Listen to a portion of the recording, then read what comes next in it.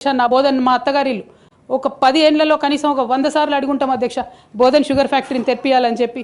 Bodhan sugar factory విషయంలో చేసినటువంటి నిర్లక్ష్యానికి మాత్రం నేను పర్సనల్గా చాలా అవమానంగా ఫీల్ అయిన అధ్యక్ష.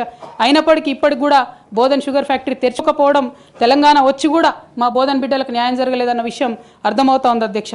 అదేవిధంగా అధ్యక్ష కేసీఆర్ గారి దగ్గర మాట్లాడే ధైర్యం నాకు ఒక్కదానికే ఉంది కాబట్టి అధ్యక్ష ఈ అన్ని అంశాలు నేను ఎప్పటికప్పుడు అడుగుతూ వెళ్ళిన అధ్యక్ష. సరే పర్సనల్గా వారు నాకు తండ్రి, పార్టీ అధ్యక్షులు, ఒక 2 విషయాలు చేసినా ఒక 2 విషయాలు చేయకపోయినా నడుస్తుంటుంది పార్టీ అన్నప్పుడు, ఇంత పెద్ద వ్యవస్థ ఉంటే అనుకోవచ్చు అధ్యక్ష.